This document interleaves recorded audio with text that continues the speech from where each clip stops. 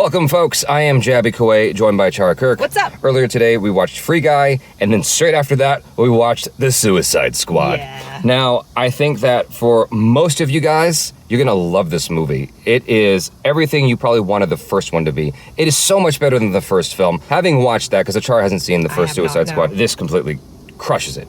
Absolutely crushes it. I like it so much better than that one, and I absolutely am adamant against ACHARA ever seeing the original Suicide Squad. I nearly did watch especially it, because of this one. Especially because of this one, I'm like, don't ever go near it. It's just gonna make you upset, especially after watching this one. In terms of like the characters and stuff like that. Oh, by the way, this is not gonna be any spoilers. Yeah. I'm gonna keep this as spoiler-free as possible. In terms of the characters, this film is way better than the first one. I think they did a fantastic job there. King Shark is the dopest of the dope, played by Sylvester Stallone. Tons of fun. Yeah. I thought Idris Elba did a great job. I think everyone did a fantastic job, actually. Yes. Like, I Yes. really liked all of the characters. You really feel like you get to know them and you get to care about them. Harley Quinn was a standout for me. I loved Ratcatcher too. Yeah. James Gunn really lets loose with the violence in this film. Yes. So just as a heads up, this is probably the most violent film I have seen since The Raid. Yeah. And I feel like this makes The Raid look tame. It definitely goes for that R rating. Yeah. But saying that, it still has a sort of like cartoony element to it. Yes. So after a while, after the initial shock, because I'm not really someone who really enjoys a lot of like blood and guts and violence, but it was done in such a way where I was like, oh, okay, this is fun. You know, it's just a kind of fun R-rated. Sure. The music was fun. I thought the soundtrack was pretty cool. I thought there were some interesting plot twists here and there. Yeah. Now, all that being said, this is not a film I would ever watch again. So this is not my kind of movie, but I do know that most people going out to watch this film will enjoy the heck out of it. Yeah. For me personally, the violence was just a little bit too much for me. Maybe I'm a wuss, I don't know. After a while, it stops having any sort of effect to the point that it doesn't have any meaning to me anymore. Well, yeah, it just gets, you get desensitized to it. Exactly. Which happened fairly quickly because like it didn't pull its punches on the violence. No, right from the get-go, it was like really hard R with the violence. And I'm like, all right, cool. It was really going out of its way to emphasize that. And so it got to the point where I'm like, you know, if they tried to emphasize it a little bit less, I would have enjoyed this film a lot more, I think. But that being said, even from a story standpoint, while the film is lots of fun, it's a huge spectacle. Visually, it's quite stunning. Visually so stunning. Yeah. Like, I would definitely say, you know, this movie does deserve the theater-going experience because of, like, all of the visual spectacle. There were a lot of really interesting and creative shots as well. Sure. Lots of cool visual effects and, like, stunts and fights and whatnot. So yeah, for that alone, just for the visual, it's worth it to go and watch it. I would say so, yeah, for sure. I mean, especially if you're strongly anticipating this, I think that it's good fun. As far as comic book films go, or comic book film adaptations go, I think that it's definitely up there. It's just not for me.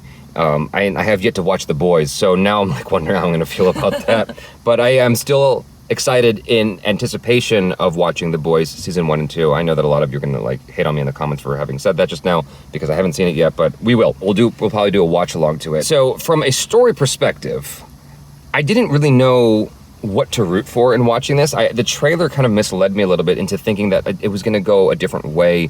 I was going to be following a different kind of heart or journey in the film. Right. And then when you get there, you're like, oh, okay. Things sort of just happen in this weird domino effect in the film, which kind of works for itself.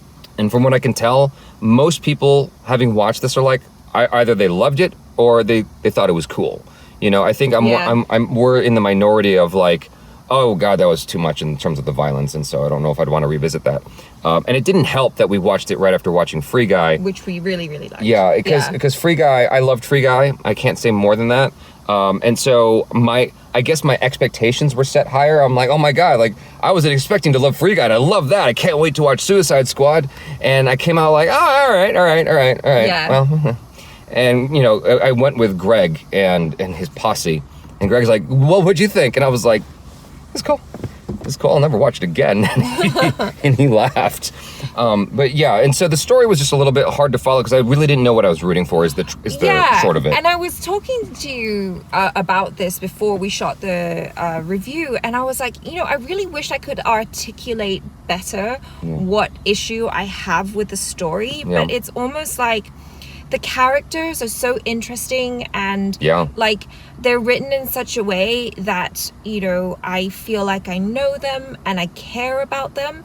But then when it's all said and done, when the story was over, I was like, I don't really care about the story though. Right. I don't really feel like anything particularly very interesting happened. I didn't really love the villain that much, although maybe there's like a deeper villain. I won't talk about that though.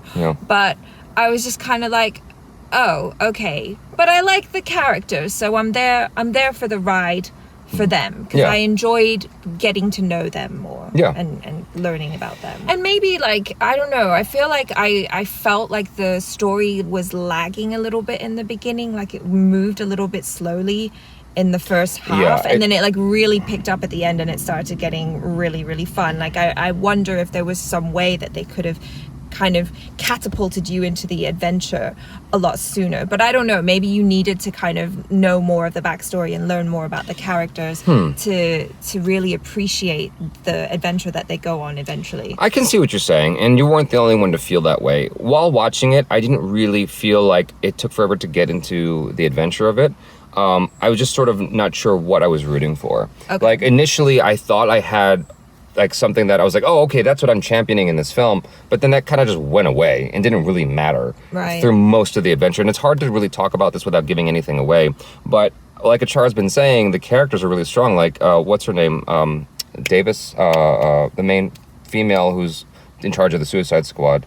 Viola Davis. Viola Davis. Yeah. So she's fantastic. Oh yeah, I mean, so good. When is she not? Yeah, exactly. Honestly, when is she not? But like the cast is strong anyway. Yeah. The cast is extremely strong, and so that was the one thing for me. James Gunn did absolutely right. Was he cast really, really strong actors, and the characters were very, very well developed. It's just for me, like the story and the violence was just like, okay, well, it kind of, you know, it was just sort of, like I said, it was sort of a domino effect. Like things just sort of kept happening and falling all over itself, as opposed to there being like this very clear direction of what I'm rooting for to happen in this story. Sure. I would still recommend it though. I'd say that like it's worth a watch, especially if you are into that kind of comic book cartoony violence. You guys will definitely come out enjoying it. I think most people who watch it are gonna love it. I mean, it's well over 90% on Rotten Tomatoes. Yeah, so it's like close to 100%, I think. Yeah, and so this is the minority voice, and for this being the minority voice, that's actually speaking very highly about the film. Yeah, still positive about it. It's just like it hasn't become my favorite superhero movie. It's definitely one of the better recent DC films. So you guys, thanks so much for hanging out. Hopefully you enjoy the Suicide Squad way more than we did, and I'm pretty sure you will. Yeah. Or have. I'm Jaby Koay. This is ACHARA KIRK. Peace out.